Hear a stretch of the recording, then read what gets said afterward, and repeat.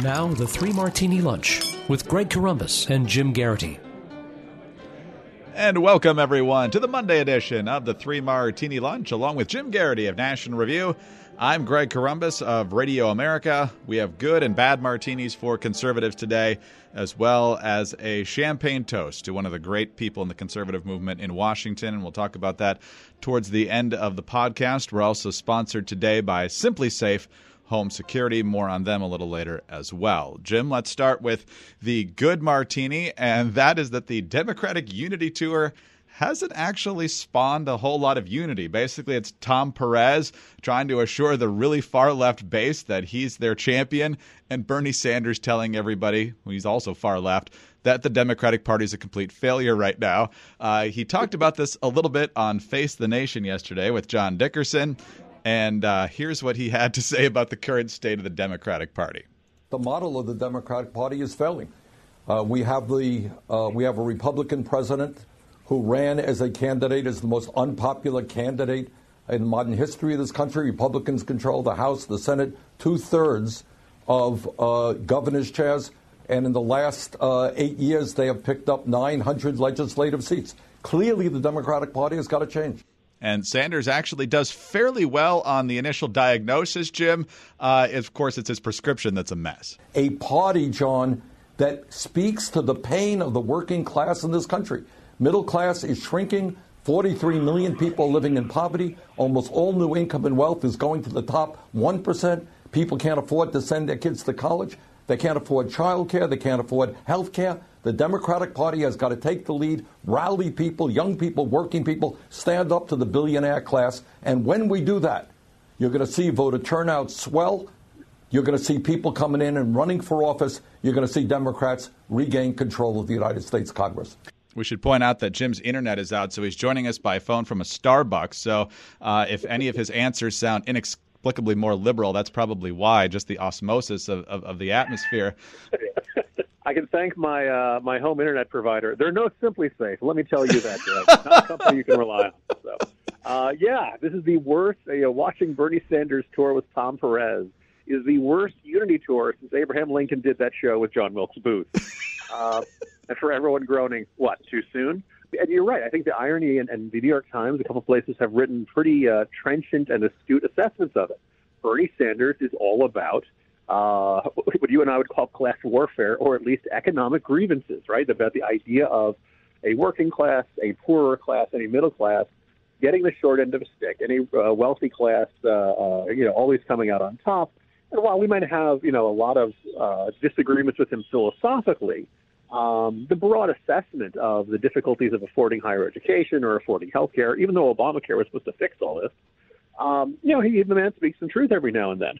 The problem is that the core of the Democratic Party these days is much more focused on identity politics, much more focused on culture issues, on abortion, on gay rights, and other issues like that, which has never really been Bernie Sanders' main motivating drive and factor. It's always been in the realm of economics.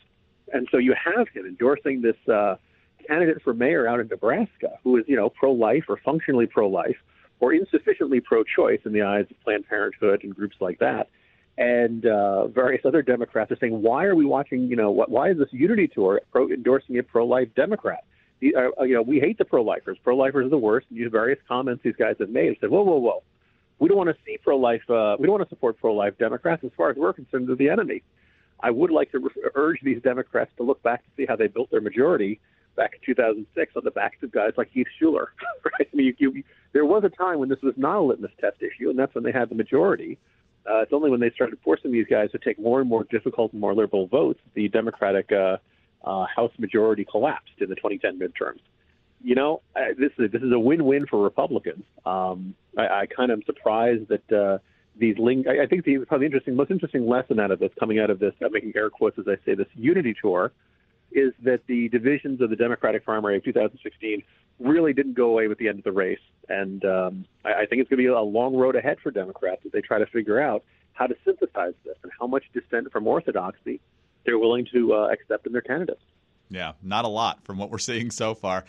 Jim, as part of this tour, Bernie was out there with Tom Perez, as we mentioned. And Bernie, of course, inexplicably, or maybe it's the free college, who knows, became the darling of the millennials. And so you think Bernie would be down a little bit in making some pop culture analogies, like Rubio can talk at length about Pitbull for some reason. Here was Bernie Sanders' pop culture reference earlier in the week. Some of you may remember a Woody Guthrie song. It's a song about a terribly bitter strike that took place in Harlan County, Kentucky, in the coal mines in the 30s. Jim, you totally remember that song, right? I do. Now, I just made an Abraham Lincoln, John Wilkes Booth joke, so maybe I shouldn't throw stones, but you tell him, Bernie. You tell him, Grandpa. All right, on to the bad martini now, and on to the airwaves of MSNBC and Howard Dean. Jim, you and I talked last week about Berkeley deciding that instead of defending free speech, it would defend rioters and not allow Ann Coulter to speak. Then they retracted it a little bit and offered her kind of a compromise at a bad location and so forth that she didn't like, so she's not going to accept that. She still wants to speak. Howard Dean has decided that Ann Coulter doesn't have a constitutional right to free speech because he's deemed it hate speech, and he's got a lot of different Supreme Court decisions that he thinks backs up his position. The most recent is a John Roberts opinion that said the Phelps people, that church out in Kansas, had the right to picket horrible, offensive, with signs, military funerals. 2, in 2002, there was a Supreme Court said that cross-boarding was illegal because it could incite violence. And 3, the Chaplinsky case in 1942 said that speech was not permitted if it included fighting words that were likely to incite violence. So this is not a clear-cut carrying on the way the right does. The right loves to be able to say anything they like, no matter how offensive it is. Well, Ann Coulter has used words that you cannot use on television to describe Jews, blacks, gays, Muslims, immigrants, and Hispanics. I think there's a case to be made that invokes the Chaplinsky decision, which is fighting words likely to incite violence, and I think Berkeley is within its rights to make the decision that it puts their campus in danger if they have her there. Jim, how slippery is our slope right now? I'm marveling that this guy was once a governor, was once a Democratic frontrunner to be president of the United States, was once a Democratic National Committee chairman. He's wrong on every count, and I'm trying to figure out, I'll just take them in order. The first case he cites regarding the Phelps church and those ninnies who protest funerals, the court ruled 8-1 that they have a right to do that. Dean is citing a case that basically argues against his case, his position, that basically if Fred Phelps and his nut jobs can make a protest like that outside a funeral, then why on earth would you say that Ann Coulter isn't allowed to give her speech? The second case he cites regards cross burning, and under that one, I believe it was a lot of concurring in part and dissenting in part, but the gist of the decision was you can't burn a cross on somebody's lawn as a threat. Threatening speech is that, but if you want to burn a cross simply as an art project or something like that, in other words, you cannot assume that a threat is implied, which is what the state law had said, and the court struck that down. They said, no, prosecutor, you have to prove that cross burning was intended to intimidate or threaten someone. Now, cross-burning strikes me as pretty inherently threatening and intimidating, but that's what the Supreme Court said. Again, it does not allow you to believe that a threat is automatic in a particular speech or form of gesture. If Ann Coulter goes up on stage and says, hey, let's go beat up Howard Dean, then it's a threat. But if unless she says something like that, that's already illegal. You can't just say that, well, we're not going to let you speak because we think you might say something like this. And then the third one, the Chaplinsky case, back in 1942, during World War II, this has basically been watered down very extensively in the previous years, and a lot of legal scholars say if the same case came up before the court these days, it would probably get overturned. In short, basically wearing a jacket that said F-word the draft was ruled not to be fighting words. In other words, just offending someone is not a fighting word. So basically, I guess you have to go up to somebody and say something mean about his mama.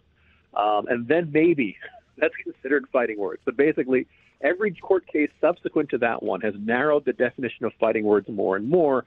So there's really no reason to think that a speech by Ann Coulter, even by the nature of being offensive, is going to qualify as fighting words. Finally, the part that just struck me as nutty, and I talked about on Twitter this weekend, is his citing of FCC rules. The FCC can only restrict language on programming that is broadcast across the public airwaves, basically radio and broadcast television. If you watch basic cable, if you watch premium cable, you've probably noticed the FCC, you can say anything you want on that. And in fact, the great irony is Howard Dean is saying this on MSNBC on a cable program. So the FCC cannot restrict what he's saying there. Obviously, the FCC has no authority to restrict what is said at a speech at a university or something. They could have, let's say, Coulter drops the F-bomb, and a broadcast network were to broadcast that. Then the FCC could go after the network, but it could not necessarily go after Coulter for saying it. There was no prosecution of George Carlin for his 7 dirty words routine back then. All of this is in a piece that I have on the editor's desk at National Review, but this is why you listen to the 3 Martini Lunch. Sometimes you get to hear it ahead of time. There you go. Excellent point. And if the administrators of Cal Berkeley were actually interested in providing a safe environment and not tacitly agreeing with the rioters and the anarchists out there, there's an easy way to do this. You honor free speech, and then you secure the area. And you know the best way to do that, Jim? Simply Safe Home Security. There you go. Absolutely. When you order your Simply Safe home security system online, you're taking the first easy step to protecting your home and family. With entry sensors, motion sensors, and glass break sensors, soon you'll make your home a burglar's worst nightmare. And the best part is, you'll have it all set up in under an hour. Simply Safe comes pre-programmed to work right out of the box. You just plug in the base station and it will talk you through the whole process. Even someone who isn't the slightest bit handy, like myself, can install it. The entire system is wireless, so there's no need to drill holes in your walls or do any other kind of permanent damage. Once you're all set up, Simply Safe makes it easy to stay protected month to month. There are no long-term contracts, no hidden fees, just $14.99 a month for 24 hours a day, 7 days a week, professional monitoring and emergency dispatch service. Don't wait another day to take your home safety into your own hands. Get Simply Safe. Go to simplysafe.com/ricochet right now to get 10% off your home security system. That's spelled SIMPLISAFE.com. Go now, or at least at the end of the podcast. Then go simplysafe.com/ricochet.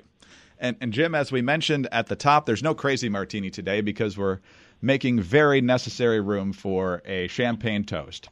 Kate O'Byrne, the former Washington editor of your publication, A National Review, passed away over the weekend after a battle with cancer. A lot of folks like me who didn't know her personally knew her from her work on the Capitol Gang and, of course, what she wrote for National Review. You and many other of your National Review colleagues writing fantastic tributes about not only what a brilliant and talented conservative she was, but what a great person she was. And our condolences to you and all who loved her at National Review. Well, thank you, Greg. I'm glad everyone got to see the public case, and she was every bit as, I don't know if merciless is the right word. Vicious makes her sound a little meaner than she was, but man, oh man, whether it was Al Hunt or Mark Shields, Margaret Carlson, you had to pity them. Because Kate did not take prisoners. She was tough. She knew her issues backwards and forwards. She was always extremely well informed, and I think it was John J. Miller who had the accurate observation that she loved to begin sentences, as you know. And then very often she would tell you something that, no, you did not know. But she didn't want to make you feel stupid. So she was very kind of saying, well, as you know, blah, blah, blah. And you'd be nodding and say, yes, I knew that.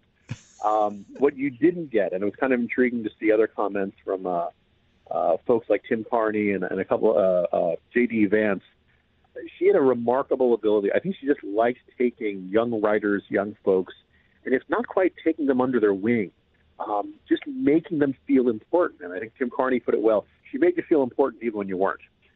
She made you feel like a big deal even when you weren't a big deal. That's particularly very much the way I felt and when I remembered when I heard of her passing, joining National Review back in 2004 and being the new kid on the block, not sure if you're going to fit in, not sure, kind of a little intimidated, particularly when she had this, this on-screen persona.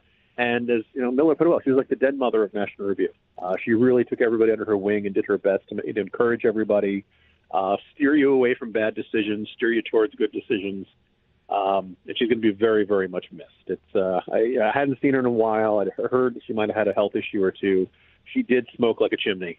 But man, oh man, Washington is lesser and the world is lesser for not having Kate O'Byrne with us anymore. And so that's why I'm raising my glass today. And she'll be missed for a very long time. Well said, and we'll end on that somber note. Condolences, of course, to her family. And Jim, we'll reconvene tomorrow. Talk to you then. All right. See you tomorrow, Greg. Jim Garrity of National Review. I'm Greg Corombos of Radio America. And now, don't forget to go visit our friends at Simply Safe Home Security, simplysafe.com/ricochet. Get that 10% off your home security system, simplysafe.com/ricochet. And join us again on Tuesday for the next 3 Martini Lunch.